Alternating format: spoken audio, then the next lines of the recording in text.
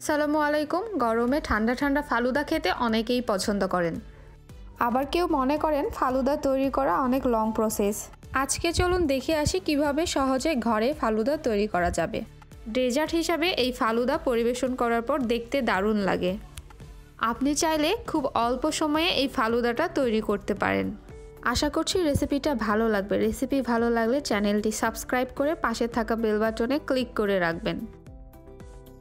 ফালুদা তৈরির জন্য প্রথমে আমি নুডলস সিদ্ধ করে নেব। এর জন্য একটা হাঁড়িতে দিয়ে দিচ্ছি পর্যাপ্ত পরিমাণ পানি। পানি হালকা গরম হয়ে আসলে এবার এর মধ্যে দিয়ে দিচ্ছি 1/4 কাপ নুডলস। আমি এখানে কোকোলা নুডলস ব্যবহার করেছি।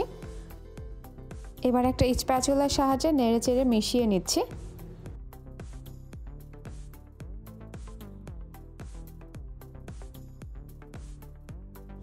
নুডলস এবং পানি খুব ভালোভাবে ফুটে আসলে এখানে অ্যাড করছি সামান্য পরিমাণ অরেঞ্জ ফুড কালার। এতে নুডলসের কালার একটু কমলা রঙের হবে এবং দেখতেও ভালো লাগবে।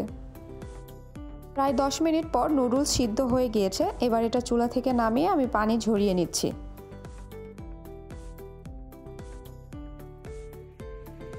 গরম পানি ঝরানোর পর নুডলসের কালার এরকম এসেছে। এবার একটা হাঁড়িতে নিয়ে নিচ্ছি 2 কাপ পরিমাণ লিকুইড দুধ।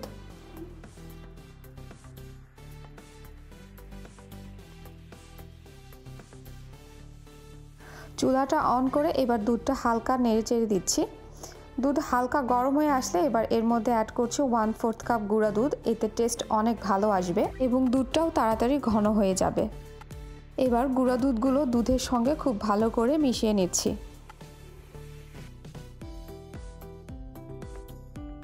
এবার এর মধ্যে অ্যাড করছি 1/3 কাপ চিনি। মিষ্টির পরিমাণ আরও বেশি খেতে চাইলে আরও 2 থেকে 3 টেবিল চামচ চিনি অ্যাড করতে পারবেন। আবারও একটু নেড়েচেড়ে মিশিয়ে নিচ্ছি এবং এই পর্যায়ে দুধটা আমি জ্বালিয়ে নিব 15 মিনিট। 15 মিনিট পর এবার এখানে আমি অ্যাড করছি 2 টেবিল চামচ কাস্টার্ড পাউডার।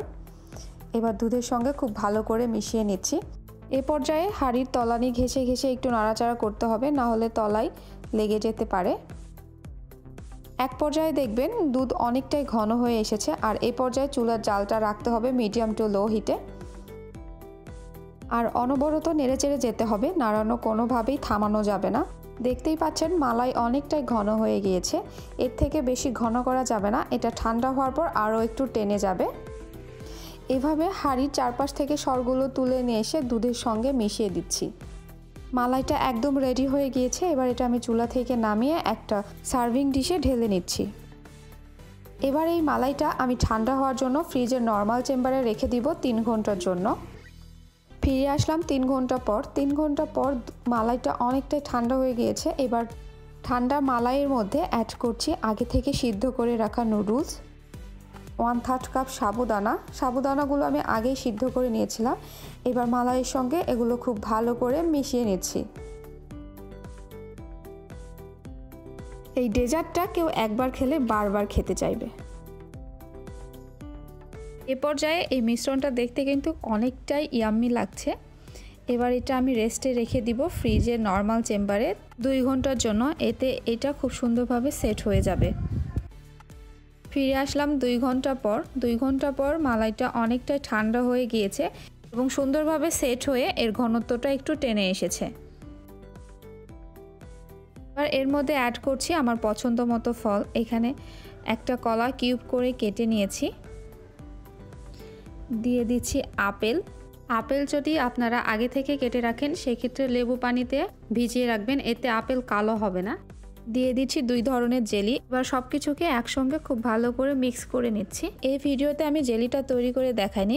আমার চ্যানেলে কয়েকটা ফালুদার রেসিপি রয়েছে, আপনারা চাইলে সেগুলো দেখে নিতে পারেন। সেখানে জেলি তৈরির সব ধরনের ডিটেলস পেয়ে যাবেন। মেশানো হয়ে গিয়েছে। এবার ফালুদাটা আমি একটা বাটিতে পরিবেশন করে নিচ্ছি।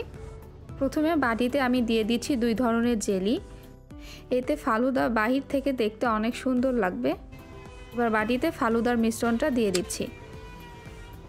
ফালুদা কিন্তু ঠান্ডা ঠান্ডা পরিবেশন করতে হয়, তাই অবশ্যই ফালুদা পরিবেশন করার আগে ফ্রিজে রেখে ঠান্ডা করে নিয়ে তারপর সবাইকে পরিবেশন করবেন।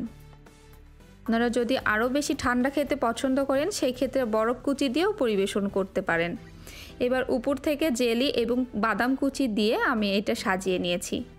আর এটা দেখেই কতটা ফ্রেশ লাগছে, দেখেই মনে হচ্ছে ওয়াও। আমি আপনাদের দেখিয়ে দিচ্ছি এটা কতটা ক্রিমি এবং রিচ হয়েছে। এই প্রচণ্ড গরমে আপনারা এই ঠান্ডা ঠান্ডা ফালুদা তৈরি করে খেতে পারেন। আশা করছি ভালো লাগবে। রেসিপি ভালো লাগলে লাইক, কমেন্ট, শেয়ার এবং সাবস্ক্রাইব করে পাশে থাকবেন। যারা পেজ থেকে ভিডিওটি দেখছেন অবশ্যই ফলো দিয়ে রাখবেন। আজ বিদায় নিচ্ছি, সবাই ভালো থাকবেন। আল্লাহ হাফেজ।